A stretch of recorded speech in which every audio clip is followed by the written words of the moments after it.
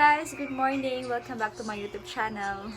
Wala nga pala ako masyadong gagawin ngayon. At mamaya, pupunta kami kila mama. Mag-upload ako ng video. Kagabi, tinry kong mag-upload kaso hanggang 37% lang yung pag-upload ko. Ang hina ng signal sa wifi doon kila mama. Pero mamaya, after kong maligo, naliguan ko na si Ethan. Yan o. So, i-continue ko yung pag-upload ko para ma-delete ko na yung isang in-edit kong video. Yung weather ngayon guys, hindi pa rin siya okay. Kasi medyo umaambon pa rin siya. Naghihintay lang din ako kay Dennis na dumating. Nandun pa kasi siya kila mama. Hindi kasi to magpapaiwan dito sa loob ng kwarto tong batang to. So, update lang po tayo sa tummy natin ngayon.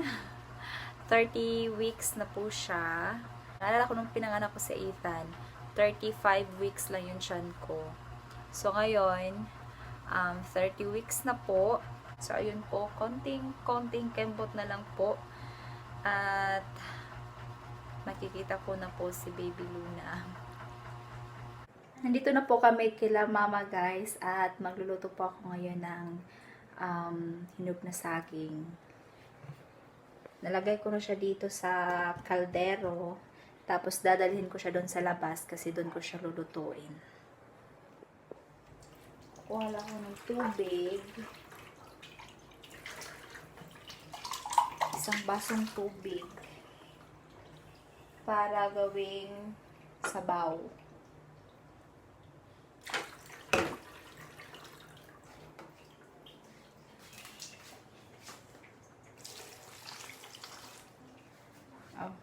Kuwang.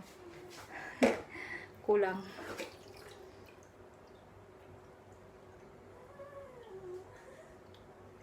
Natulog na pala si Ethan sa duyan doon sa labas.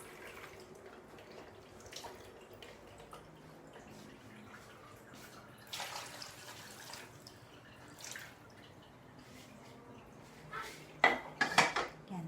Okay na.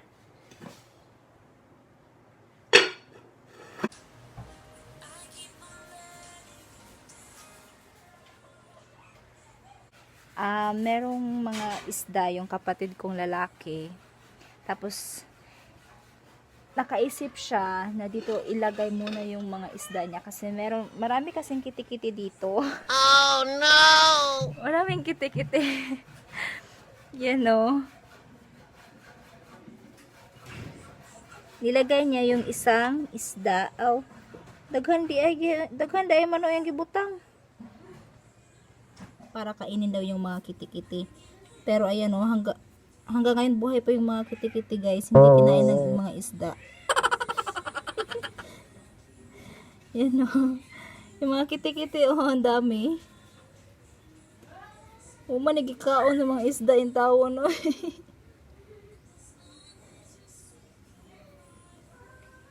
Takot rin yung mga isda na magkaroon ng dengue guys. Ito yung mga bulaklak ni mama. Isa siyang plantita. Mahilig po siya sa mga bulaklak. Ito naman, yan o. Ewan ko anong pangalan nitong bulaklak na to. Pero ang ganda. Sobrang ganda ng kaniyang kulay. Yan po si mama.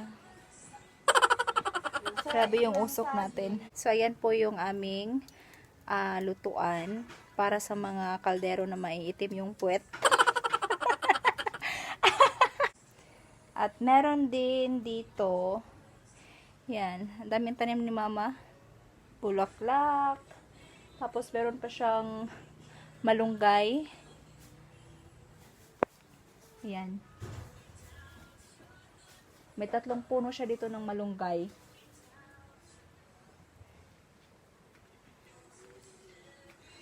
meron pa siyang bayabas, pero maliit pa. Tapos, ito guys, yung pinagyabang niya sa akin kanina.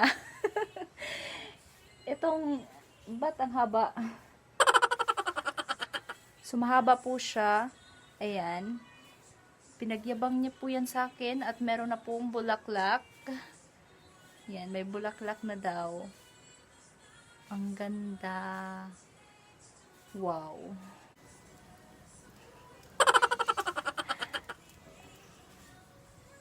Tutuwad makanya. Hihintayin ko na lang yung maluto. Pagkatapos, pwede nang chibugin. May ginagawa kasi si Papa at saka si Dennis.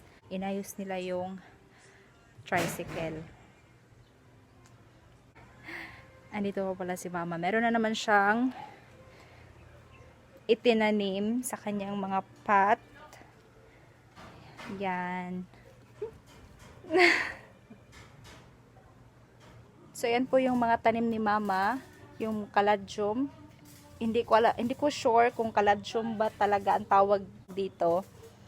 Pero, pare-pareho lang naman sila ng itsura, guys. So, kaladyum na din to. Yan. Tapos, ito pa. Ang ganda nito. Marami siya ditong halaman, guys. So, sa mga gustong umorder na po kayo. Yan. 5,000 lang yan. Oh, no!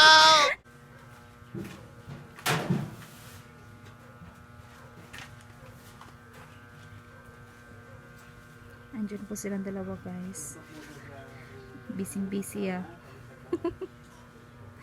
Busy. Yun. Nandun si Papa sa ibabaw ng tricycle. Si Dennis naman yung nag-a-assist. So yan po, babalikan po natin yung ating niluto. Baka wala ng apoy.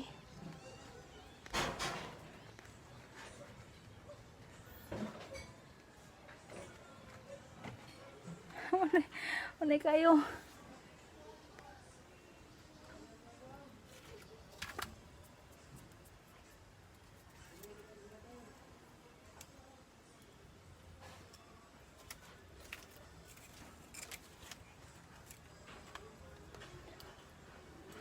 So, para po magka-apoy, guys, ganito lang po yung gagawin natin.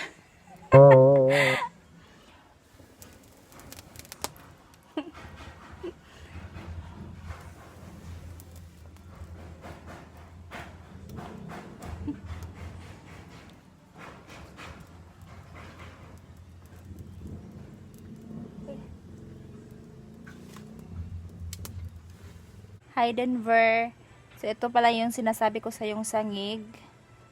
Ayan, sabi mo hihingi ka ng buto nito, pero wala pa siyang, yan o, green pa yung kanyang, ewan ko anong tawag dito. Basta wala pa siyang wala pa siyang laya. Nikising na ho yung batang makulit.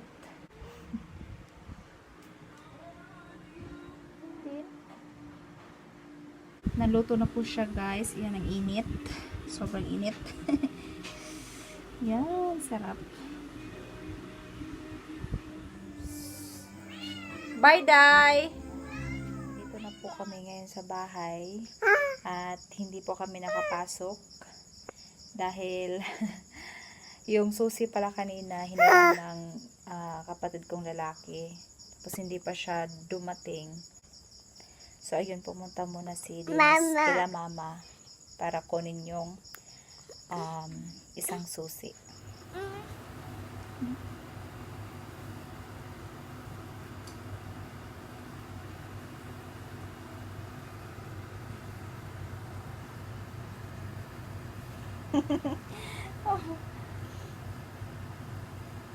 Wala ka na yung buho, baby.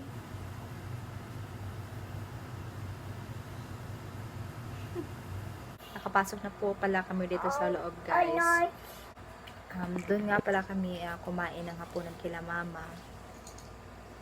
O, yan lang po muna yung ating video ngayon. Bye, guys!